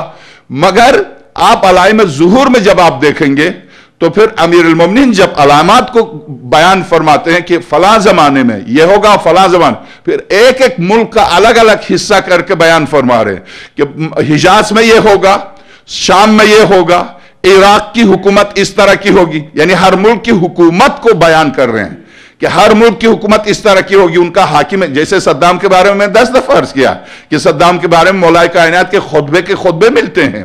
اس ملعون کے بارے میں کہیں دجال سے تعبیر فرمایا، کہیں پر اس ازلم الناس، سید ابن طاؤس رضوان اللہ تعالی علیہ کی کتاب جو سن 400 ہجری کے ہمارے مجتہدین میں سے گزرے ہیں، مقدس ترین عالم دین، بہت سی کتابیں ان کی 100 سے زیادہ، ان میں سے ایک کتاب ہے الملاحم والفتن. اس میں مولا کائنات کے اس جملے کو نقل فرمایا کہ ازلم الناس، کائنات انسانیت کا سب سے ظالم ترین انسان ہوگا 3 عبد عراق کے گزرنے کے بعد. اب آپ دیکھیے عراق کو الگ کر رہے ہیں، جبکہ مولا کائنات کی زندگی میں عراق الگ تھوڑی تھا. عراق، حجاز، ساری سلطنت، اسلامی سلطنت ایک سلطنت تھی سوائے شام کے، کہ شام میں معاویہ نے بغاوت کی تھی مولا کائنات سے. شام کے علاوہ پوری مملکت اسلامیہ امیر المومنین کے ہاتھ میں تھی. اس وقت مولا کائنات خطبہ دیتے ہوئے عراق میں یہ حاکم ہوگا، یہ طرز حکومت ہوگی، ایران میں یہ ہوگا، یہ طرز، یہ ساری گفتگو. تو اب وہ امیر المومنین جو قیامت تک ایک ایک واقعے کو بیان کریں، وہ پیغمبر خدا، ظاہر ہے علم علی، علم نبی، علم الہی، جب پیغمبر خدا کی طرف نسبت دے کے مولا کائنات فرماتے یہ وہ علم ہے جس کو میں نے سرور کائنات سے لیا ہے، اور سرور کائنات نے اس طرح سے مجھے علم بھرا ہے جس طرح سے چڑیا اپنے بچے کو دانا بھرتی ہے. جب وہاں سے لیا ہے وہ پیغمبر جس کے سامنے ہاتھ کی ہتھیلی کی طرح قیامت تک مستقبل بالکل حال کی طرح سامنے ہے، تو کیوں نہیں اشخاص کے نام سے پیشن گوئیاں ہیں، صدام اور صدام جیسوں کے نام سے پیشن گوئیاں ہیں، کیوں نہیں اتنے بڑے اماموں کے لیے اشارتاً کنایتاً بھی کوئی لفظ نہیں آیا کہ تم میں سے کوئی ان کی بھی تقلید کرے تو نجات پا جاؤ گے؟ ایسی کوئی روایت ہے تو نکالیے، لائیے ایسی کوئی روایت ہے. اس کے برعکس اگر صرف نجات کا راستہ ہے تو وہ صرف اہل البیت ہیں، صرف اہل البیت ہیں، فقط اہل البیت ہیں، صرف اہل البیت ہیں. اس بات پر چونکہ اہل البیت پیغمبر سے جدا نہیں، اہل البیت الگ پیغمبر الگ ہوتے دو چیزیں ہوتی تو مباہلے میں معصوم بچوں کو لے جانے کی ضرورت نہیں تھی. ایک خاتون کو جن کو بولنا بھی نہیں ہے لے جانے کی ضرورت نہیں تھی. چونکہ یہ سب مل کے رسالت مکمل ہو رہی تھی، اس لیے تکمیل رسالت کی خاطر لے کے گئے تھے. تکمیل رسالت کی خاطر ان کو لے کے گئے تھے.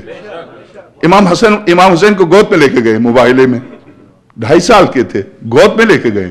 کیا بولیں گے؟ زیادہ سے زیادہ مسکرائیں گے، زیادہ سے زیادہ ننھے سے ہاتھ بلند کریں گے، اور تو کچھ بھی نہیں کریں گے. درست امام حسن مجتبیٰ کا ہاتھ تھامے ہوئے لے کے چلے ہیں مباہلے میں. کیوں لے کے گئے ہیں؟ کیا وہ بولیں گے؟ نہیں. شہزادی کونین کب کس مجمع میں اس سے پہلے گئی ہیں جو شہزادی کو لے کے چلے ہیں؟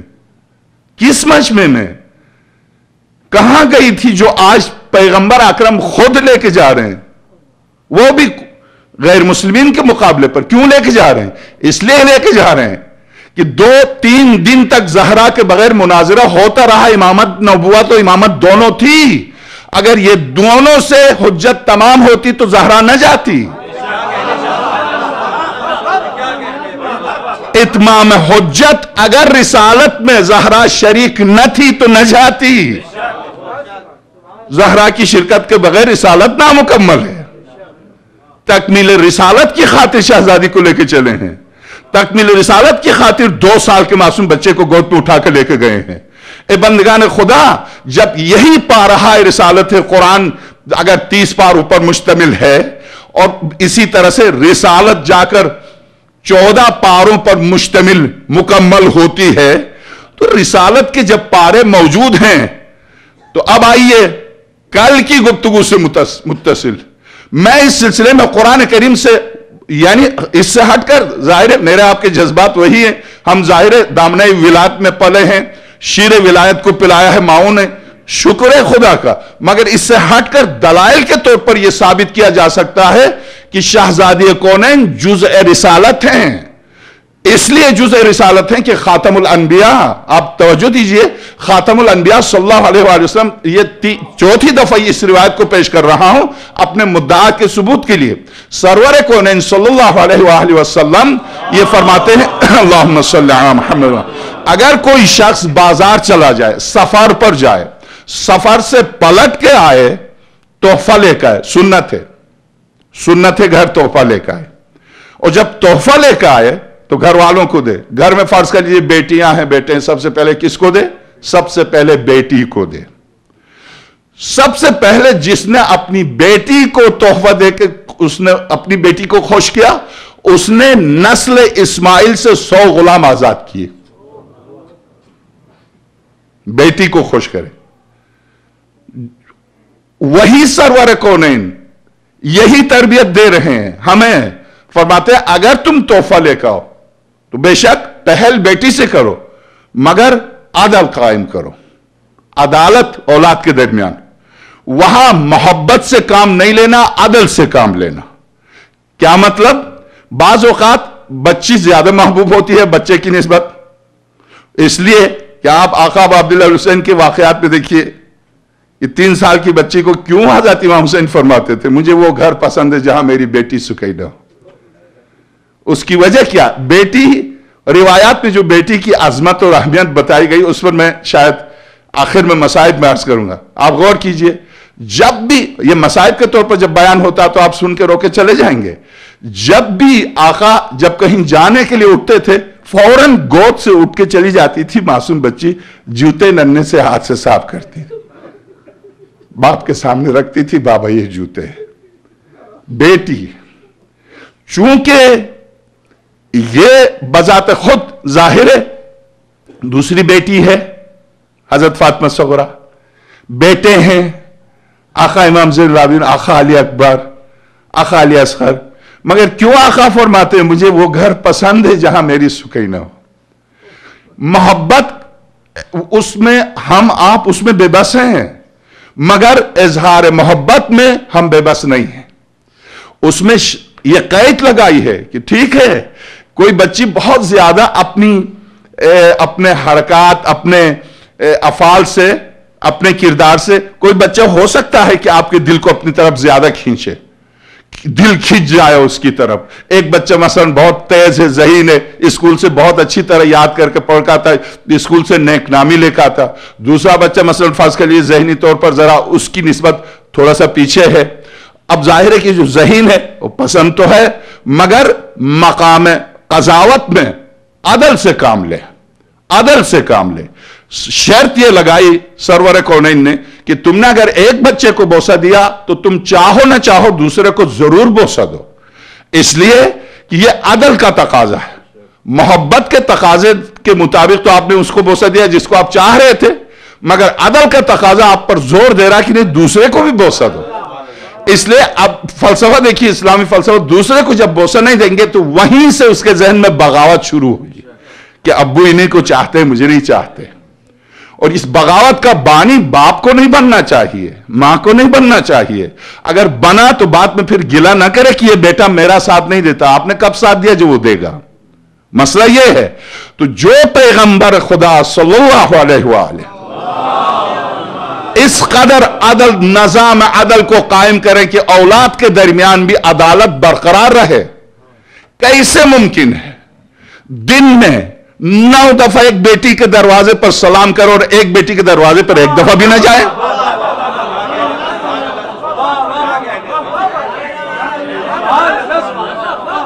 کیسے ممکن ہے سارا ترکہ ایک بیٹی کو دے, دوسری بیٹی کا نام ہی نہیں؟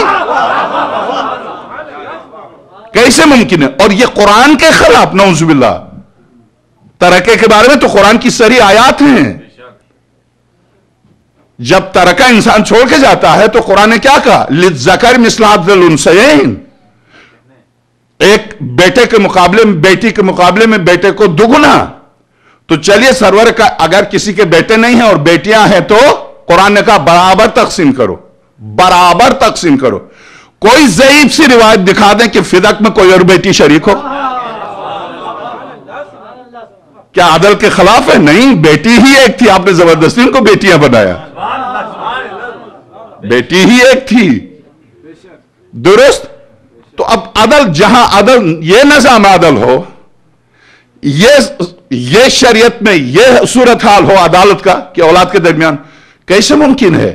خاتم الانبیاء ایک بیٹی کو مقام قضاوت میں جب دعویٰ ہوتا ہے تو کیوں نہیں گئی دوسری بیٹیاں؟ صرف شہزادی, صرف اسے کہ شہزادی کا حق غصب ہوا تھا, کسی اور کا حق غصب نہیں ہوا تھا, حق تھا نہیں جو غصب ہو. تو اس کے معنی ایک بیٹی تھی. کیا ایک بیٹی ہونے کی بنا پر یہ احترام تھا سرور کائنات کا کہ جب شہزادی چلی آئیں تو رسالت اٹھ کے کھڑی ہو, جب شہزادی آئیں تو دست فاطمہ کو بوسہ دے کے پیغمبر یہ کہہ دے بی ابی انت و امی, میرے ماں باپ فاطمہ تجھ پر نثار. کیا یہ پدری محبت تھی؟ کیا یہ ساری محبتیں صرف باپ کی حیثیت سے تھی؟ اگر باپ کی حیثیت سے ساری محبتیں تھی, باپ بیٹی کی حیثیت سے یہ محبتیں تھی, تو پھر پیغمبر خدا صلی اللہ علیہ وآلہ وسلم یعنی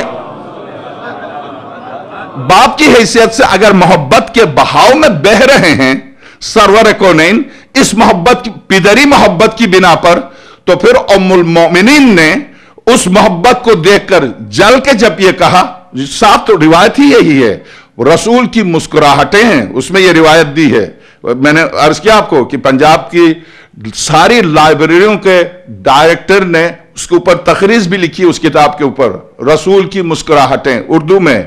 اس میں یہ روایت دی ہے. ام المومنین نے کہا کیا بات ہے, جب بھی فاطمہ آتی ہیں اور جب آپ جاتے ہیں تو سفر پر آخر میں فاطمہ کے گھر سے رخصت ہوتے ہیں, جب آتے ہیں تو سب سے پہلے خانے خدا سے پہلے بھی خانے زہرا جاتے ہیں, اور جب فاطمہ آتی ہیں تو آپ بلند ہو کے ان کے ہاتھوں کو چومتے ہیں اور فاطمہ کو اپنی جگہ پر بٹھاتے ہیں. اتنی محبت, کیا بات ہے. تو سرور کونین نے ام المومنین سے کیا فرمایا؟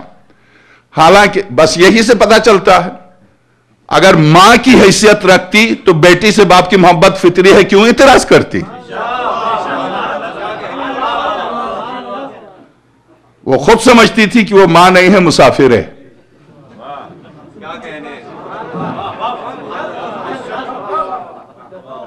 ہاں اسی لیے سرور کائنات نے ایک دفعہ فرمایا، کیا اسی رسول کی مسکراہٹوں میں لکھا، ایک دفعہ فرمایا کیا بہتر نہیں کہ تو مر جا اور میں تیری جنازے کی نماز پڑھ لوں؟ تو ام المومنین نے کہا ہاں یہی تو چاہتے ہیں آپ، میں مر جاؤں اور میری جگہ پر پھر دوسری عورت کو لے کے آئیں، تو کیا تیرے مرے بغیر نہیں لے کے آئیں گے؟ ویسے بھی 13 بیویاں ہیں، تو کیا رکاوٹ بنی ہوئی ہے؟ خدا نے جن کو اجازت دی تو رکاوٹ بنے گی؟ خیر بہرحال تو اب آپ غور کیجئے کہ صرف 13 بیویوں میں ایک بیوی ہے جس کے بارے میں پیغمبر خدا جس کی موت چاہتے ہیں۔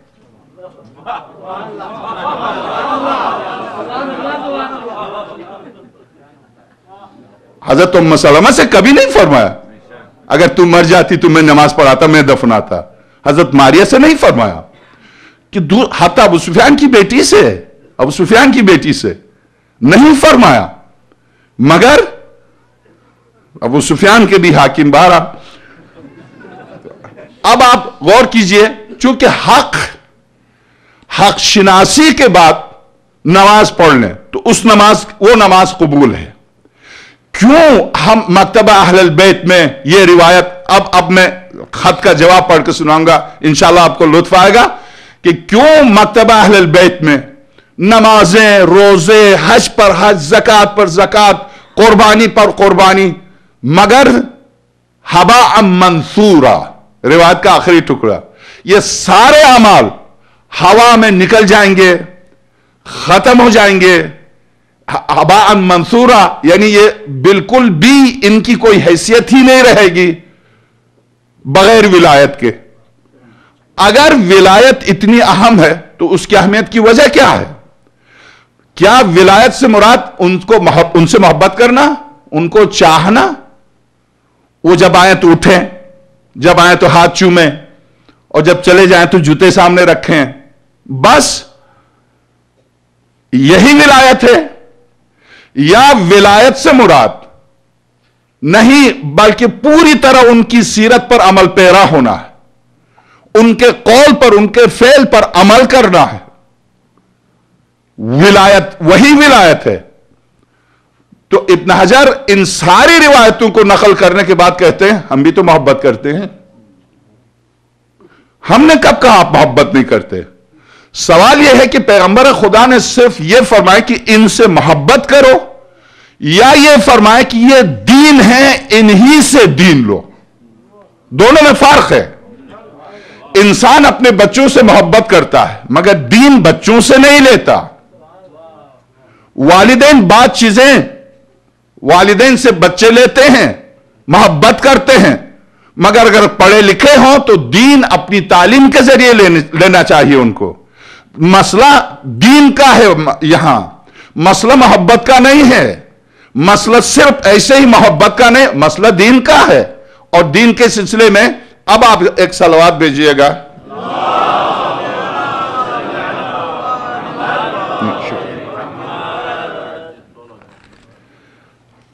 مزید نصوص کی خواہش، خط مکتوب نمبر 5۔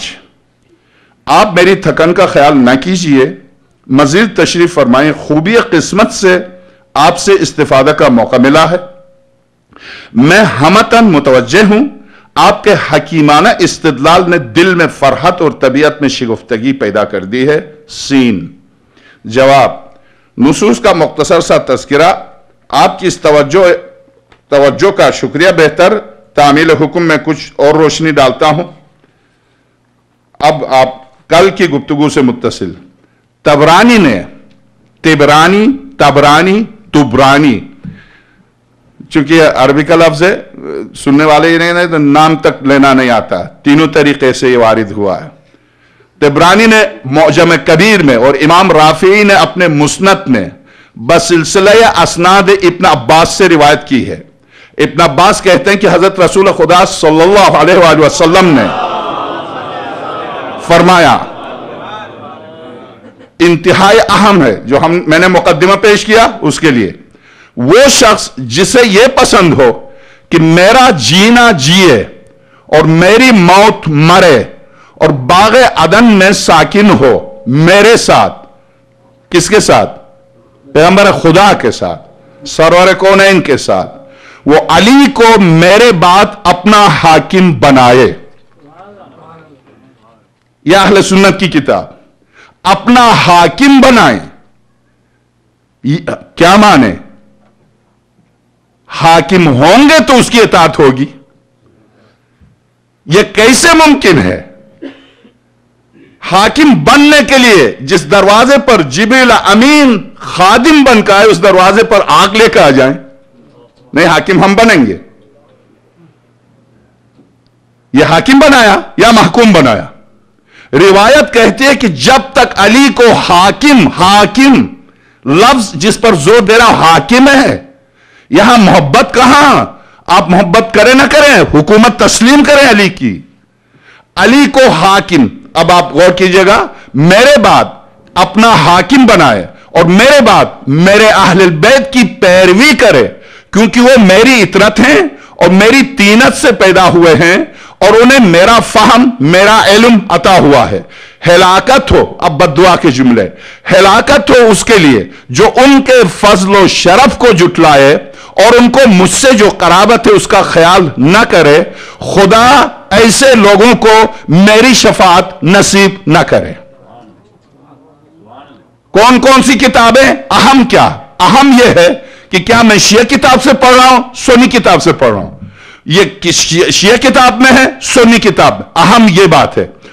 سنی تبرانی سنی ہے، ان کی کتاب معجم کبیر. امام رافعی سنی ہے، ان کی کتاب مسند. امام احمد ابن حنبل ان کی کتاب مسند. کنز العمال علی متقی کی ان کی کتاب سنی ہے، مستند ترین کتاب، جلد 6 صفحہ 217 پر موجود ہے. منتخب کنز العمال میں بھی یہ حدیث باقی رکھی گئی ہے. ملاحظہ فرمائیے، منتخب کنز العمال برحاشیے مسند احمد ابن حنبل جلد 5 صفحہ 94. اب اس میں صرف ایک جملے کی کمی ہے اس میں منتخب کنز العمال میں کہ میرا علم ان کو دیا گیا، اس کو نہیں لکھا، باقی سارے اوصاف وہی ہیں. تو اب آپ غور کیجئے، غالباً علم کا لفظ نہیں، غالباً یہ کاتب کی غلطی ہے. حافظ ابو نعیم نے بھی اس حدیث کی اپنے حلیے میں روایت کی ہے اور ان سے علامہ معتزلی ابن حبی الحدید معتزلی نے شرح نحو البلاغہ جلد ثانی صفحہ 45 طبع مصر پر نقل کیا. امام احمد ابن حنبل نے بھی ایسی ہی حدیث ابو عبداللہ سے اپنی مسند اور مناقب علی دونوں کتابوں میں نقل ہے. اب آپ کیا کہا پیغمبر خدا نے؟ کیا فرمایا سرور کونین نے؟ میرے بعد علی کو اپنا حاکم جو تسلیم نہ کرے، خدا اس کو میری شفاعت سے محروم رکھے. ٹھیک؟ جب روایت مسند احمد ابن حنبل جو امام ہے، ابو حنیفہ، مالکی، شافعی، انہی کی صف میں امام ہے جس کی تقلید کرتے ہیں، یا تو ان کی کتاب مستند ہے. اگر کتاب مستند نہیں ہے تو ظاہر ہے کہ وہ خود کیسے مستند ہوا کہ جن کی آپ تقلید کر رہے ہیں. اگر ان کی کتاب مستند ہے اور اتنی مستند ہے کہ وہ ائمہ اربعہ میں آ گیا ہے، تو ایسی صورت میں جو روایت اہل البیت سے متعلق نقل کر رہا ہے اور پیغمبر خدا فرماتے علی کو میرے بعد جو حاکم تسلیم نہ کرے، اے خدا وہ میری شفاعت سے محروم ہو جائے، میری شفاعت اس کو نہ پہنچے. تو ایسی صورت میں روایت کو مستند اگر مانتے ہیں تو کتاب مستند. اگر روایت 1 ہو، 2 ہو، 3 ہو، جیسے سجدگاہ کی روایت بخاری سے پیش کر دی، ہاں یہ شیعوں کی آ گئی.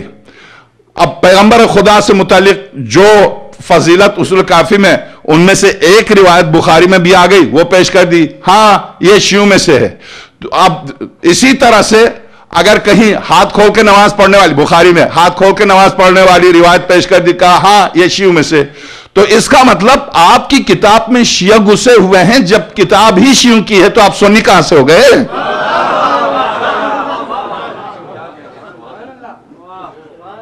تو آپ یہ دیکھ لیجئے گا کہ علی کو حاکم مانے، علی کو میرے بعد اپنا حاکم بنائے اور میرے بعد میرے اہل بیت کی پیروی کرے، کیونکہ وہ میری اطرت ہیں، میری طینت سے، میری خلقت سے خلق ہوئے. بس اچھا، یہ میں اسی عنوان پر تمام صرف 6 صحاح سے 6 روایتیں پیش کروں. ہے تو تقریباً 50 روایتیں. मगर सुहा सित्ता चूंकि बुनियादी और असासी किताबें हैं, उनमें से सिर्फ 6 इस इनवान पर हवाले के साथ पेश करूं, उसके बाद आपकी जहमत को खत्म करता हूं। दूसरी रिवायत, ये पहली रिवायत थी मारुदी ने, इब्न जरीर ने, इब्न शाहीन और इब्न मंदा ने अबी इसहाक के वास्ते से जियाद इब्न मतरफ से रिवायत करते हैं। जियाद कहते हैं कि मैंने खुद रसूलुल्लाह सल्लल्लाहु अलैहि वसल्लम को यह कहते हुए सुना, मैंने खुद सुना सरवर कौनैन को इरशाद फरमाते हुए, जो शख्स ये चाहता हो कि मेरा जीना जिए और मेरी मौत मरे और उस जन्नत में दाखिल हो जिसका वादा मुझसे मेरे परवरदिगार ने किया है, यानी जन्नत खुल्द, वो अली को और अली के बाद उनकी औलाद को अपना हाकिम बनाए, क्योंकि वो हरगिज हिदायत के दरवाजे से तुम्हें बाहर करने वाले नहीं और न गुमराही के दरवाजे में पहुंचाने वाले हैं। हवाला कंजुल उम्माल जिल्द 6 सफा 155 का मुंतखब कंजुल उम्माल बरहाशे मुस्नद अहमद इब्न हंबल जिल्द 5 सफा 132। अल्लामा इब्न हजर अस्कलानी ने भी मुख्तसरन इस हदीस को अपनी किताब इसाबा में अल-इसाबा फी तमीज़ सहाबा में जियाद के हालात में लिखा है। इसके बाद लिखते हैं कि इस हदीस के सिलसिले रवात में यहया इब्न अली मुहारबी है और यह ज़ईफ है, एक रावी इस रिवायत में ज़ईफ है, इसलिए हम इस रिवायत को मुस्तनद करार नहीं दे सकते। जवाब, सिर्फ एक शख्स ने एक रावी को, इस रिवायत के 10 रावी हैं, उनमें से एक रावी को ज़ईफ करार दिया। उसका जवाब लिखा है कि उसके बाद लिखते हैं कि इस हदीस के सिलसिले रवात में यहया इब्न अली मुहारबी है और ज़ईफ है। मैं कहता हूं, यानी शरफुद्दीन मौसवी फरमा रहे हैं, मैं कहता हूं कि इमाम बुखारी ने सही बुखारी में ग़ज़वा हुदैबिया के तज़किरे में उनसे हदीसें रिवायत की हैं। इमाम मुस्लिम ने किताबुल हुदूद में उनसे रिवायत की है। अल्लामा ज़हबी ने उनका सिक़ा होना, मुअस्सक़ होना, मुस्तनद होना साफ तौर से लिखा है। यह मुहारबी मुस्तनद रावी है जिनसे मुस्लिम और बुखारी दोनों ने हदीसें ली हैं। और जब इमाम ज़हबी जैसे शख्स ने उसे सिक़ा करार दिया है तो, और बुखारी ने उसे सिक़ा करार दिया है, मुस्लिम ने उसे सिक़ा करार दिया है, उन्होंने रिवायत ली है, और इब्न हजर अस्कलानी आके कह दे कि इनमें से यह ज़ईफ है, और खासतौर से जिस रावी को ज़ईफ कहा उसी रावी को बुखारी वगैरह ने कवी कहा, तो अब यह बताइए कि इसको माने, उसको ज़ईफ कहें या इन सबको मान के उसको कवी कहें? जाहिर है एक के मुकाबले में अगर 10 हैं तो 10 की बात मानी जाएगी। तो ऐसी सूरत में उनका यह कहना है कि यह रावी ज़ईफ है, बिल्कुल इसकी कोई हकीकत और हैसियत नहीं है। ज़ईफ है तो क्यों बुखारी ने रिवायतें ली, ज़ईफ है तो क्यों मुस्लिम ने रिवायतें ली, ज़ईफ है तो क्यों मुस्नद अहमद इब्न हंबल में उनकी तरफ से रिवायतें नकल की गई। सारे आइम्मा, सारे मुहद्दिसीन, सारे इमाम जितने भी रिवायत नकल करने वाले इनसे रिवायत, और बल्कि ज़ाहबी ने तो रावी रवात की जिंदगी जो लिखी है उसमें इनके बारे में साफ तौर से लिखा कि वो सिक़ा है, यानी जिन पर भरोसा है, जिन पर पूरी तरह भरोसा किया जा सकता है।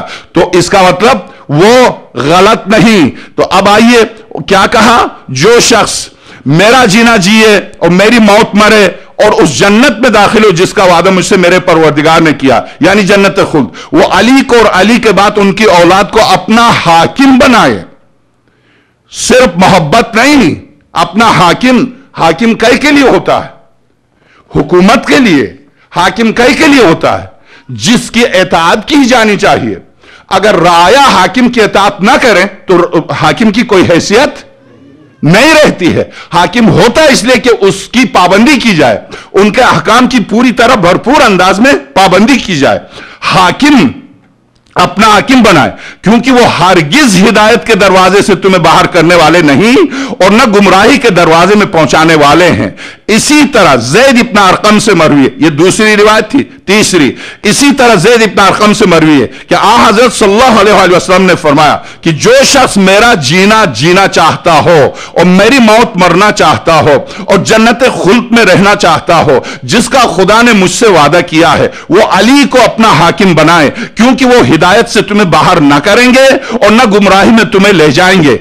ये तीसरी रिवायत। इस तीसरी रिवायत के सिलसिले में भी एक नुक्ता अर्ज करूं, जब बोलाए कायनात बरसर इख्तिदार आए और जब इख्तिदार को संभाल कर आपने पहले नमाज पढ़ाई तो तकरीबन सारे असहाब पैगंबर ने मुत्तफिका तौर पर यह कहा कि इतने अरसे के बाद पहली बार हमने पैगंबर की नमाज पढ़ी।